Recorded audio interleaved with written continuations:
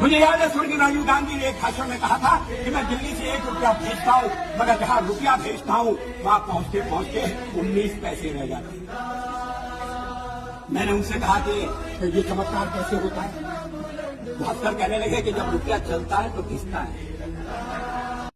स्वर्गीय राजीव गांधी ने 1985 में एक कोट बोला था उड़ीसा के कल्हड़ के इलाके में, जब वे रैली कर रहे थे, तो उन्होंने बोला था कि वे दिल्ली से 1 रुपया भेजते हैं और लाभार्थी तक वो केवल 15 पैसे या 19 पैसे तक ही पहुंच पाता है।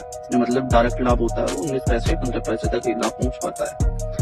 तो जो हमारे इस टाइम जो करप्शन चल रहा है, वो करप्शन ऑलरेडी काफी टाइम पहले से चलता आ रहा है, जिसका अभी तक भी कोई समाधान नहीं निकल पाया, ना कोई सिस्टम से समाधान निकल पाया, ना कोई सरकार से समाधान निकल पाया है। और करप्शन ऐसा ही नहीं है कि आपको छोटा मोटा करप्शन, कई हजार करोड़ का करप्शन इन्वॉल्व होता है।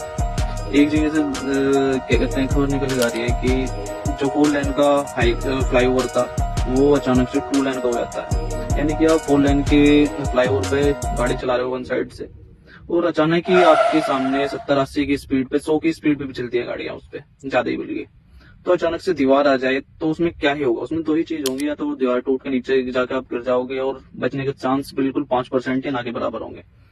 यदि उसमें इंजीनियर लोग कुछ ऐसा कुछ ठीक कर देते कि 4 लेन का धीरे धीरे या तो उसे स्लोप में कर देते, या उसमें कुछ पर्टिकुलर ऐसे साइन होते कि चलाने वाले को पहले से ही इंडिकेशन मिल जाता है कि ये 4 लेन से 2 लेन होने वाला है। लेकिन सामने पूरी की पूरी 5-7 फुट की जो दीवार है और लगभग 3 फुट की ऊंचाई और लगभग 5-7 फुट चौड़ाई, इतनी की दीवार एकदम से आ जाएगी, तो आप क्या ही करोगे? तो उसमें जाहिर सी बात है एक्सीडेंट होने के चांस पूरे के पूरे 95% होते हैं। और एक इंजीनियर ने तो ऐसा ही खेल कर दिया कि एक फ्लाईओवर को किसी घर में ही बढ़ा दिया, वो हल्का से ही बच रहा है बस उसके घर से। तो ऐसे ऐसे करप्शन जब दिखते हैं तो काफी दुख होता है, जब हम अपने देश को बेसुकुर बताते हैं और ये चीजें बताती हैं कि हमारे देश में करप्शन इस टाइम कितने पीक पे है।